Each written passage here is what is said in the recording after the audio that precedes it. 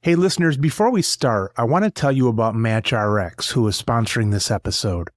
I've been with ShiftRx for probably a dozen years. You're likely familiar with them, but for those of you that may not be, ShiftRx is the online marketplace where independent pharmacies can buy and sell overstock prescription meds.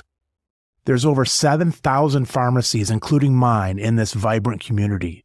You can manage everything easily with their website and mobile app. And if you need any help, they'll train you in under 5 minutes. It's fast, simple, and reliable. And ShiftRx is fully DSCSA compliant, so you can trust it. I use ShiftRx for my inventory needs, and I'd recommend you use them too. Visit ShiftRx.com today and tell them I sent you. You're listening to the Business of Pharmacy podcast with me, your host, Mike Koelzer. Autumn and Leann, for those that haven't come across you online, introduce yourself and tell our listeners what we're talking about today. I'm Leann Haddad. I'm one of the co-founders of ShiftRx. I'm Autumn-Kyoko Cushman. I'm one of the other co-founders of ShiftRx. Today, we're going to talk about ShiftRx. We are a seamless placement platform. We make it easy for independent facilities to find staff and easily integrate those people into their clinical workflows. Just this morning, one of my technicians said to me, I'm moving on to a different place because they're open weekends. It's going to be better for me and so on. I had just a pleasant demeanor with her. It was a part-time gig that we had for her and things like that. Sure. But inside, I was saying, oh, crap. If someone said to me, like, Mike, part of your store burned down, or you had a robbery last night, or whatever, I'd say, oh, that's just another Monday. But I think I can speak on behalf of our listeners. All the staffing stuff is just a pain in the ass. Sure. When you lose someone good, too, it's a headache, and to retrain people and find people, it's time-consuming. Well, Leann, she's not that good. She wasn't that good. She came in, she was decent. She was decent, but she had to miss a few shifts because of someone she was caring for needed more help and things like that. So we didn't lose a lot, but it's just a pain in the ass to start that thought process up again. LeeAnn and Autumn, what is the worst part of your week? Fundraising. We have a ton of demand, honestly. So like our social medias, like we have hundreds of messages, so many emails coming in. Obviously the platform's new, so there's a few issues here and there. So we are constantly talking to pharmacists and technicians all day. I've worked in pharmacy my whole life. I've worked customer service jobs. I'm used to that. It can get exhausting, obviously, but that's part of our mission. We want to help pharmacy professionals. Other than that, though, fundraising has been just awful for me. Yeah, so we're trying to raise some capital right now so that can help us expand and grow our team and things like that. But it is very time consuming and it just pulls us away from running the actual business itself. Are you doing that just as if people might find support staff through your program? Is there similar things for fundraising? Are you going through an app or a company of some sort? We're not going through a platform or an app. There are things that exist like that. However, they are very predatory in nature, and you'll find that there's a lot of programs out there that want you to pay to pitch, or there's angel syndicates where they want you to pay a fee. And what we've found is that the best VCs come with warm introductions. And it is time consuming. You really have to build up a network, especially if you're first time founders like us. And we're fortunate that we have a lot of connections in this space through my fiance and his startup and through friends in the ecosystem. However, it is very time consuming to fundraise. And it's a lot when you're running a business that is filling such a need. And it's also difficult when you talk to investors that don't know the pharmacy space. We have talked to many of them that are not bullish on pharmacy. They're bearish. They don't think the need is really there. And they, in my mind, foolishly believe that all pharmacists and technicians are going to be replaced very soon with AI and robotics. But when you talk to ChatGPT and you ask him to make a dad joke, he says, burn the house down, kids. That's not ready to interact with patients. Where do you guys come up with those names then when you're looking for VCs and things like that? Is there a database of some sort, or are you in a geographical area of people that you know and things like that? Yes, there are databases of some sorts. However, most of the VCs that we've talked to have been introductions from some of our angel investors and then introductions through people in our network. And we've been fortunate to meet some really great investors, and hopefully we're going to be closing our seed round here soon. And so for me, I would not say fundraising is the worst part of the week, even though that's my primary job as CEO, is doing our fundraising. For me, it's a lot harder to deal with some of the customer issues that come through. When we onboard in a new state, we send something out saying, hey, what you see here is our earliest users. There might be limited shifts available, and the remote ones tend to go like that very quickly, obviously. Remote being that they get to work from home, not remote in a different city or something, just remote working from home. So there are, like, let's say you're a pharmacist that lives in California and you're licensed in California and Texas. You could log onto our platform and request to pick up one of the remote MTM shifts in Texas. So those shifts go very quickly. We do not require people to pay the background check first to see the shifts. They don't have to pay the background check and they can see the shifts. You do have to pay that background check if you want to apply for a shift. And so what we've had happen quite a bit over the last couple of weeks is someone will pay their background check and not get accepted for the shift that they're picking up because there's a lot of people applying. And then they angrily email us and say, if you don't refund my money, then we're going to go all over social media and make sure nobody uses you.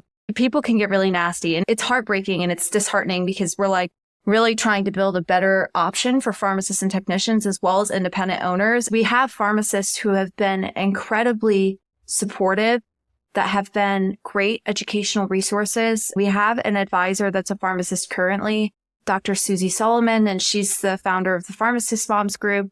But we also have 2 pharmacists who are not on the team in an official capacity, like they're not getting paid and they don't have equity in the company. We are not getting paid either, but they have been gone above and beyond and have been incredible and just advising us in the state that we're working in, and have given different perspectives and help answer questions in the pharmacy groups where we have tried to get in, but we get kicked out because we're not pharmacists. We're really thankful for the community support on that side as well. Our demographic of people, we thought the majority would be semi-retired and working moms because they needed a more flexible schedule. And while that is a big demographic for us, we've also found that there are a lot of clinical pharmacists who genuinely are connected to the field and feel bad about what's happening in retail. And so they'll want to pick up shifts, even though they're a clinical pharmacist, in the independent retail setting and see what it's like over there. And they can do so with our AI onboarding tools because they might not have felt comfortable picking up shifts in that environment previously. But we walk them through everything that's expected of a temporary provider at each individual facility. So that's their prescription fulfillment software, their attire that's expected, where they put their personal belongings, where they park. And so they feel really well equipped to go into these new environments. And we found that they really enjoy it because it breaks up our routine schedule for them. Speaking of having people go into different areas and so on, I did see on a press release you're trying not to fill spots that were made vacant by any of these recent walkouts with some of the bigger chains. Yeah, so we are not currently working with strike locations. That's not to say that we won't work with those companies in the future, but we will not be working with them in the capacity of filling those strike location openings. Leann and I are both former clinicians. I was in the Navy for almost 5 years working in hematology oncology and then in executive medicine. And Leann was a pharmacy tech, a lead tech and manager at CVS for almost 6 years. So for us, we think that the providers need to be put first. And for so long that the alignment has been out for providers and corporate. And so when you begin to shift that alignment back to where it needs to be and the providers are getting paid more, they have more flexible schedules and they have that transparency, none of that happens without someone like us coming in and making sure that transparency is there and that these companies are held accountable. So we don't want to add to the problem. We're truly trying to shift the power back to the providers. All right, ladies, so when you were thinking of this, what holes did you think needed to be filled? And it seems that in business now is not just filling a need, but you want to have a little bit of an idea or flair to that in order to attract investors. It seems like there are different employment staffing things in that. Yeah. What hole are you filling compared to that competition? What was your competition not bringing that you thought, aha, we can do this better? First is that traditional staffing agencies, they take a large cut of whatever the provider is making. They have recruiters, they have a lot of that overhead. And for us, we can cut that out. And so we become cheaper to the facilities. And in turn, our clinicians can be paid more. And we also offer the transparency from end to end. And so then when you look at the second portion of that, we felt like the integration piece was missing from these traditional staffing agencies and from current existing gig work platforms that have been done in nursing. And that integration piece is giving the providers that onboarding and the tools to be successful when they're placed in temporary environments. And so let's say at Mike's pharmacy, you use PioneerRx and these are the insurances you accept. A traditional staffing agency will just throw a provider in there. And now that initial burden is increased on whoever you have at your pharmacy to train them up to speed.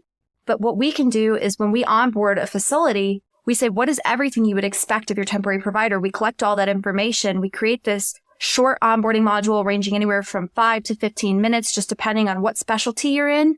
And that previews everything, including the software that you're using at your facility with that provider before they've ever stepped foot into there. So you can require that the facility's software, you can basically say like, when you bring in a provider, they have to know PioneerRx. But if you're open to that cross-training opportunity for pharmacists and technicians, which we think is extremely valuable, you can say, we're willing to take a chance on this onboarding module.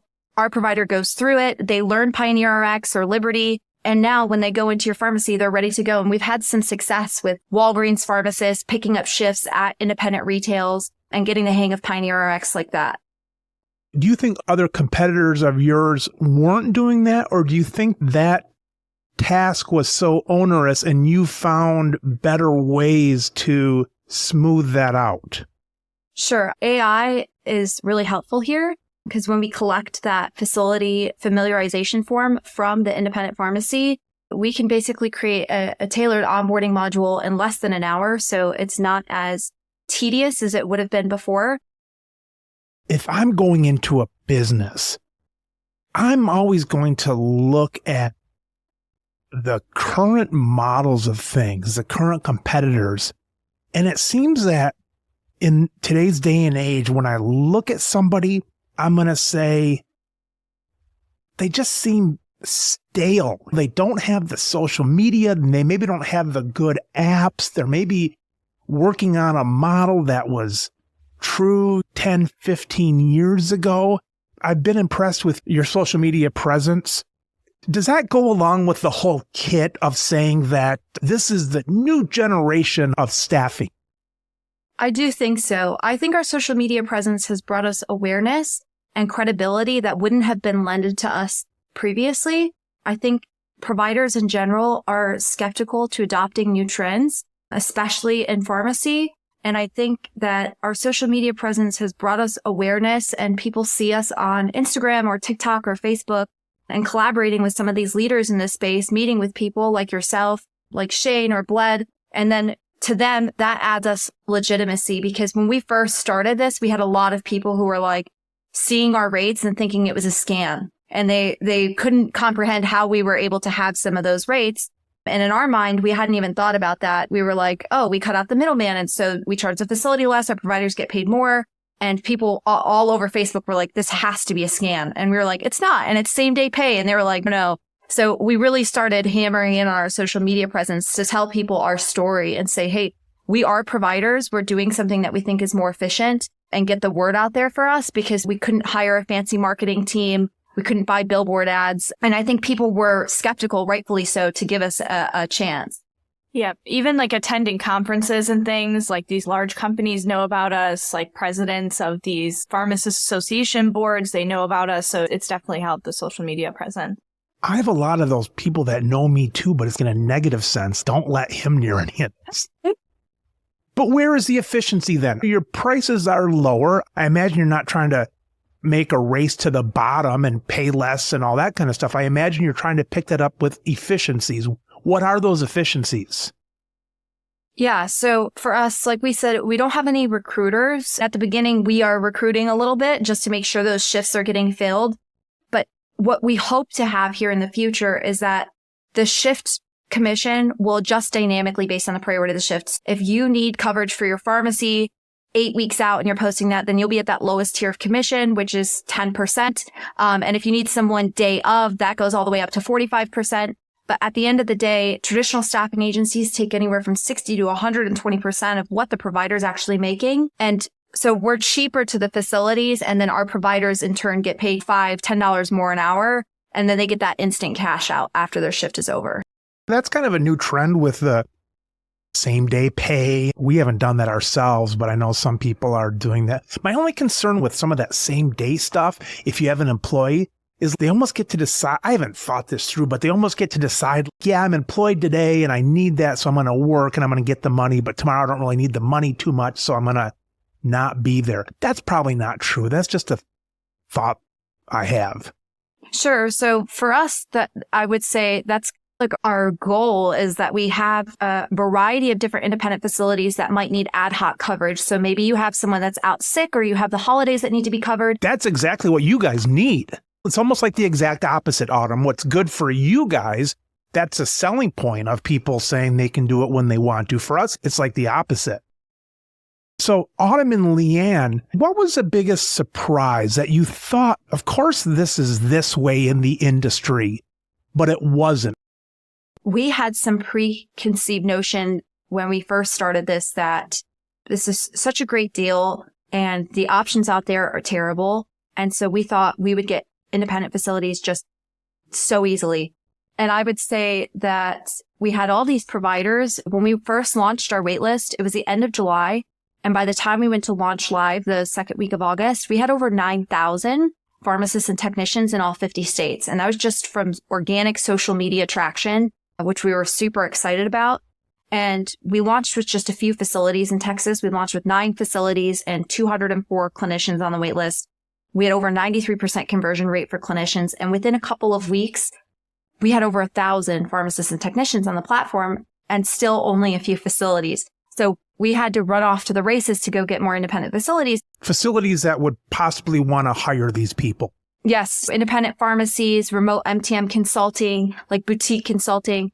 And we thought this is just such a great offering. It will be easy to get these people, but it's very hard to get in touch with them. And so like you can call a facility, but if they have a technician or a pharmacist working, it's never going to make it back to the owner. We went to different conferences where we found that like some of them were like, we want to see you guys being used by more people. And then if we hear about it in a pipeline, we'll give you a chance.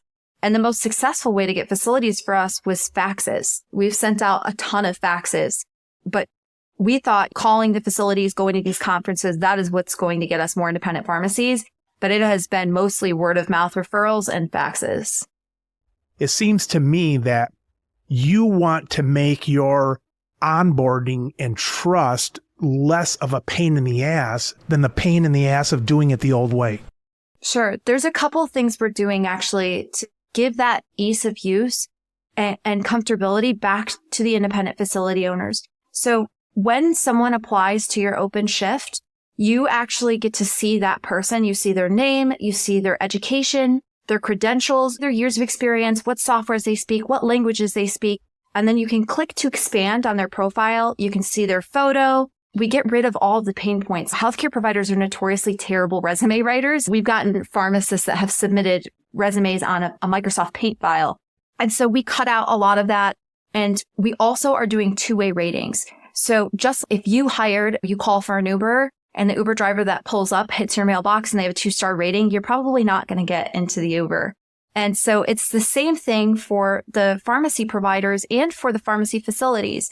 If your pharmacist that's working at your facility has a really bad experience and they felt like management wasn't helping them out and they were understaffed while they were there, or it was just a hostile working environment, then they're going to leave a lower review rating and other people can see that. And the same goes for the pharmacists and technicians. So when you have someone come work for you and they didn't do a great job, we offer 2 things. 1, you can leave them a poor review. But 2, if it was just an astronomically bad experience, you can end the shift immediately. We will refund you, and then we will suspend that person from the platform as we do an investigation. because we're not trying to have some of the experiences with our platform that we've heard from other independent owners with some of our legacy competitors where they say, I don't know who's coming. They just send someone in. I paid an astronomical amount to get someone in here last second because I needed someone and they were terrible the whole time. But what was I to do? I think that's a huge thing. So you're saying that some of these other firms, you don't know who's coming in. It might have been the guy 3 miles away that got fired for whatever, another pharmacy. And there's no two-way ratings for them. It doesn't incentivize them because they're trying to make money. The staffing companies want to make money off the owner. They want to make money off their people. Let's say that you were just in the mood not to be so cautious, but this rating system does that for you, right? The people can not accept them. Yeah, so it keeps both parties accountable. And one of the things that we're working on building out is a preferred provider list. So let's say, Mike, you have shifts at your facility, at your pharmacy, because you had someone call out. And so you had to have a ShiftRx provider come in. They did an amazing job and you feel comfortable letting them come into your pharmacy and being able to step out for an hour or two. So you'd be able to add them to your preferred provider list, invite that person to come back for that shift early before you open it up to the rest of the network, and then get a further discount on commission because it incentivizes the providers and it also incentivizes you. And so what we do with that discount on commission is we give a little bit more from our cut back to the provider as well and say, hey, you did such a rock star job here. They have a preferred provider shift open. They want you to be that preferred provider. You'll get paid $4 more an hour to take it. And then you have that comfortability back. And we think all of this can be done very easily with technology. The technological stack makes this easier, whereas you have these traditional staffing agencies and they have a roster of people they have to call. They have to employ all of these recruiters. But we allow the providers to self-source. Nobody knows better what you want to work than you. All right. So ladies, it seems to me that when you're trying to raise some funds, you're not the old school. And so you're not the typical in with the good old boys, that kind of stuff. So they may not be real interested in a startup. You've got some people that are more interested in a startup because they don't like the good old boy kind of thing. Yeah, I would say that's 90% of VC funding is for startups. When you guys look for investors, what feedback do you get? And have you had to pivot that search for investors over time? Feedback from investors, what we have learned along this journey is that you should not listen to whatever feedback they give you. It's probably not real. There's a big saying in the startup community that's believe the no, not the why. And so any reason that they give you is probably BS. They're trying to bring you down? They don't understand the space. There's a lot of FOMO. If they see another investor saying, I'm going to invest in this, then you'll have a bunch of investors at once. But someone has to take that first bite. They want to jump in, but not till someone else jumps in. And so for us, like we raised a small friends and family round from literally friends and family and a couple strategic angels, small checks, 5 and 10K. And then we're raising our seed right now. But people are they want to see other investors are really in on this. And some of the really good investors out there have been conflicted out in investing in us because they're invested in another gig work platform. There's 6 or 7 large gig work platforms that have been done that are newly minted unicorns. So they're worth over $1 billion. They're less than 5 years old, but they're on the nursing side. And when you look at nurses, there's 4.5 million nurses. And so to them, that's a bigger market. But what we found that was very interesting is that only about 30% of nurses will work PRN full time or in addition to their regular job. Whereas pharmacy professionals, there's about 1.3 million of them. We found over 90% will work PRN in addition to their full-time job, or whether they're semi-retired or they're in school. Pharmacists love working PRN. Some of these investors, they might listen to you, but because they don't know the business, they're saying, all right, you're throwing out numbers and I trust you, but are we looking at the right numbers and things like that? I can see where they're just waiting for someone to jump in. Let VC Susie do the work, but if Susie puts in X whatever, then we'll put in X because they say, we know Susie, she's not stupid. She did the legwork. That's exactly how it works. Yeah. And so we have a big data room where it has all of our research, our traction, which, actually, when you look at our traction, it has been incredible. We launched 8 weeks ago as of yesterday. So we've only been live for 2 months. We have over 3,000 providers, so pharmacists, technicians on the platform. We have over 60 facilities. We have over a 2 million reach on TikTok. We have built this all organically with our small team since we started this in May. And we didn't add Maggie or Chad until June and August. So really, Leann and I started this in May, and we've had really great organic growth. It sounds like to me that's good progress. Those sound like good numbers. Is there a bottleneck somewhere? If you could wave a magic wand, would it be more investors? Would it be more facilities that need help? Would it be more providers? More facilities. You can invest in whatever you want to, but if you're really going to make it, then you've got to have the dollars changing hand between providers and facilities. More facilities makes it easier for us to get more investment. It looks better for our numbers. And there is a break-even point here where if we get enough facilities and we have enough providers and enough shifts, then we don't need investment dollars. We can pay ourselves. The common misconception, just fundraising too, is just if they don't understand healthcare or specifically the pharmacy space. And like Autumn mentioned, they think we're just servicing independent pharmacies and the market's not big enough, but we can do hospitals, we can do grocery chains, clinics. And we're talking to those companies. types of clients, but enterprise sales have a longer sales cycle. Like they'll take anywhere from 6 months to 12 months, even 24 months, depending on how large of an enterprise you're talking. Whereas these independent facilities are the easiest barrier to entry. There's usually one decision makers for anywhere between 1 location to 35 locations, and then they can just sign on. The challenge is these smaller guys, let's say independent pharmacies, they might be easier to meet and get them going. But by the nature of them being smaller, they don't bring in enough revenue for you. But if you find somebody that's a big enough crowd to bring in revenue, then they have all those layers of leadership that you have to go through to have them take a bite at first. Exactly right. So if we have a pharmacy, for example, in Texas or California, they're an independent pharmacy and they need 2 technicians a week, that's 8 shifts a month, which you could objectively look at that and be like, that's great. But because we don't have recruiters and because we have such low commission fees, we're maybe making like $15, $12 sometimes off that one technician shift. Whereas hopefully when we close one of these big enterprise sales, that will keep us alive and being their primary per diem platform. And we're also looking into like getting into long-term placements, but it just does take some time. And so a lot of people will go raise for their startup pre-product, pre-revenue, so that it gives them what we call a runway. So a length of time in which they're getting paid and they don't really have to worry about how they're going to eat or pay rent. For us, we did get an investment offer at the very beginning from a famous accelerator, and the deal was just very bad. Like we were looking at raising at that time. And so we would have sold, I think altogether like 30%, 35% of the company, which some people would argue you do what you need to do in the early stages, but it leaves little room to sell for later rounds. And also, you're not as well incentivized. If we're the founders of the company and we only own 4% of the company at the end of the day, like you're going to work way harder if you own, 20 or 30% of your company. Ladies, at your best times, when things are cooking, I know the feelings that go along with that, the enthusiasm and the dream and things like that. What emotion comes in at your worst times? Is it fear? Is it anger? Is it frustration? What feelings do you get at the lowest times in a business like this?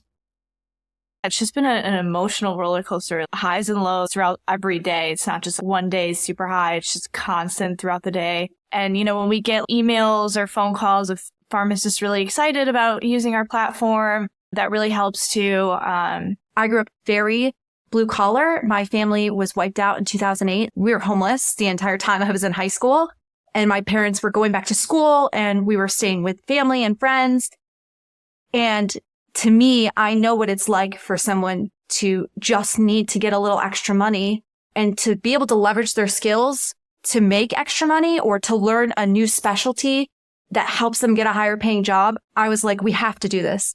We were like, this can change people's lives. We should go for it. How old are both of you? 27. I'm 27. Yeah, we're 27. She's older than me, like way older. You know Gary Vaynerchuk? Oh yeah, Gary actually V. I do know the wine guy, right? the wine guy. He's wine, and then he had such a good YouTube show that he went and did more of an entrepreneurial show. I learned about him when I was doing my other business, the social media business. I had a small social media business when I was in the Navy that I just did on the side. He's very interesting. I don't agree with everything he says, but he's very interesting. But one of the things he says, the time till you're 30, now is the time to do exactly what you guys are doing. Now's the time to do it. It's not that dream when you're 40 to do it, when you have people depending on you and kids and things like that, elderly parents and that kind of thing. Now is the exact time to do this. It's time to figuratively, 4 or 5 guys living together in an apartment, and using that money to do this kind of thing. If you don't do it now, when are you going to do it? And you talk about savings and things like that, but there's a hell of a lot you get to do from the time you're 30 until you die at 80. You got 50 more years to do stuff. There's other listeners that have dreams like this. What lessons are you learning?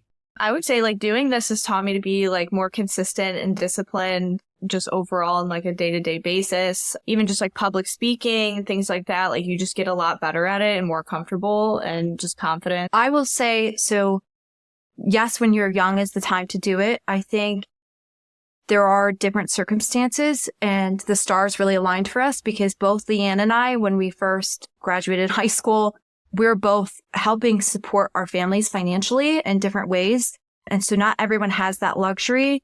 But if you have an opportunity in your life where you are unencumbered and you're not financially supporting someone else, then that is the opportunity to take it. And I don't think, even if ShiftRx ever shuts down and we have no savings and no job, I will never look back on this and be like, I wish I hadn't done it. But I think there are many times in your life in which you'll look back and be like, I really wish I would have done that. And I think everyone knows someone that's, I had the idea for Uber, or I had the idea for LinkedIn first, or I actually came up with this. Execute. You have to execute. And that is every single day on this job. There's a really famous saying where it's you never want to be the smartest person in the room. I, for a fact, know that I am never the smartest person in the room. I'm okay with that. But every single person that you meet in this business, and not just this business, but any business, there is something to learn from them. Even if you think that person has an ego or they're arrogant or something, there is a lesson to be learned from every step in life and from every person. And I think you can walk away with a negative outlook on that person or on that business or that point of your life, but that won't do anything to help you. If you look at the positives and you extract the positives from each experience, every conversation, it will help you build more skills as you move forward. We've had hard lives. We've worked multiple jobs, taking care of our families. Doing this really set us up for success. My mom, she's going to write into Mike and be like, she had the best because I had a very privileged early childhood. My parents were both Marines and then realtors, and we got wiped out by the 2008 crash. So we had to restart. And my parents actually have been a huge inspiration for this because my dad, who is now in the Air Force Reserves and he's a cop, they both went back to school. My mom became an occupational therapist. My dad became a cop. They both did this while I was in high school. So when I first started college, we were all in college together. And my mom was like, I'm not too old. And what's funny about it is that her original dream was to become an occupational therapist, and my dad's original dream was to become a cop. But they had so much money in real estate, they kept building on that. And even though obviously I'm sure neither of them would want to go through it again, I think there are little blessings in disguise because now they're both doing careers that they find to be very fulfilling. My kids are going to keep therapists in business for a long time. That's a symptom of the Gen Z. How old are your kids? I got 10 of them, so they're from You have 10 kids? You have 10 kids? Yeah, I have 5 boys and 5 girls, so they're 30. Oh my gosh. 30 down to 13. What an even balance you got there. Even balance. Yeah, how'd you plan that? I don't know, they're all single births, and I say I've got 10 kids, and my wife says she has 11 kids. I'm not sure how that math works out. Oh, they're going to keep therapists forever in business. I just hope when the therapist rats me out that they're going to say, look, parents, they're just a couple of schmucks that met each other and got married and had kids. I hope it leads to understanding, not to blame. Man, if they do, so what? I can't control that. When you are so busy, you don't have time to be depressed. Even during this, we have these lows, but there's no time to sit around and be sad. I've had a lot of immigrants on the show, and they may not have been financially destitute, but nearly every one of them had that drive coming to America. Yeah, I was just going to say, my parents are immigrants and they don't even believe in depression. None of that. Like, if you were like upset, they were like, what are you talking about? They would get mad at you. We'll give you a reason to be upset. Yeah. But see, for your kids, because you have 10 kids, I feel like also the other people we ran into that are very successful or are very motivated are people that come from larger family groups, because there's almost like a scarcity thing there.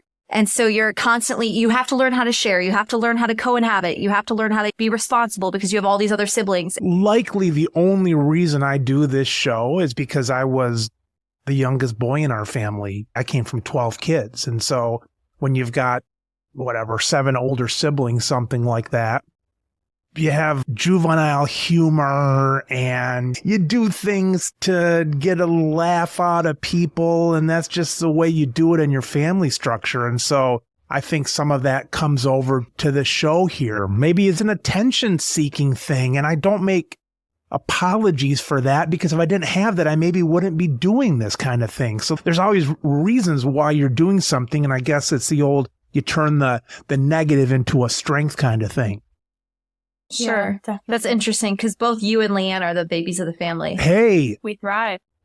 We got to prove ourselves. I'm the oldest. For me, it's I need to do this because to me, this is the quickest way to build generational wealth, to keep myself from being in that position. And then I can take care of my family and I can do all these things. I used to read a lot before I became like 40. I'd read every night in bed, business books and things like that. But as soon as you turn 40, you're like, this crap's all the same. You're reinforcing these things.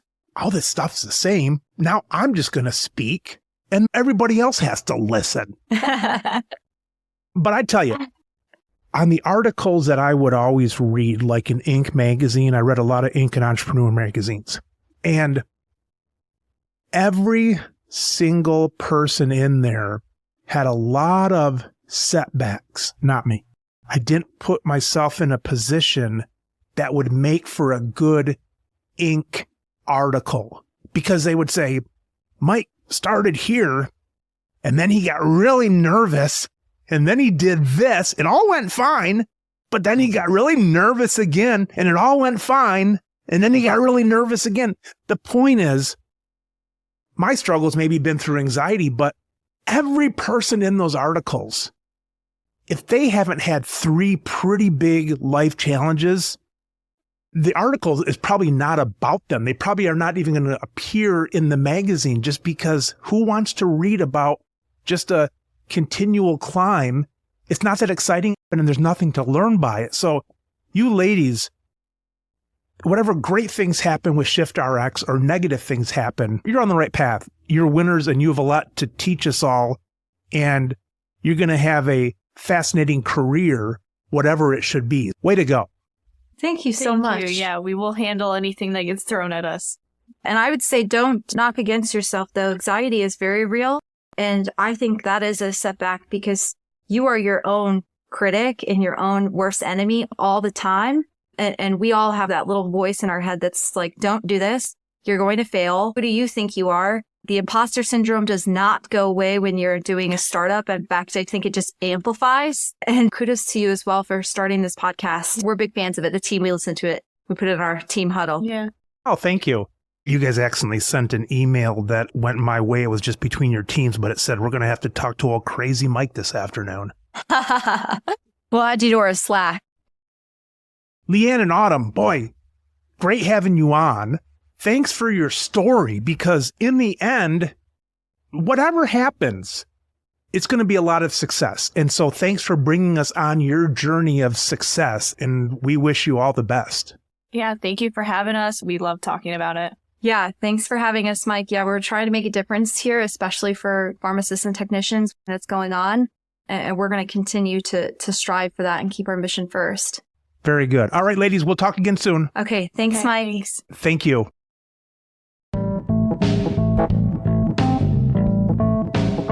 You've been listening to the Business of Pharmacy podcast with me, your host, Mike Koelzer. Please subscribe for all future episodes.